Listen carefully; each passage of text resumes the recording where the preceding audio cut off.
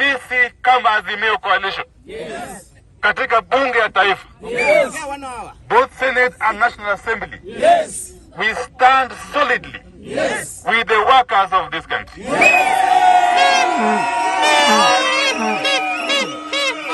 And we are going to do everything possible, whatever it takes, to ensure that these punitive taxes are not okayed by the House. We are going to ensure that this Finance Bill 2023 does not see the light of the day.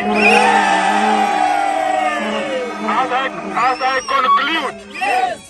conclude, I want to tell the ruling Kenya Kwanza regime that the voice of the people is the voice of God. The people have said loud and clear.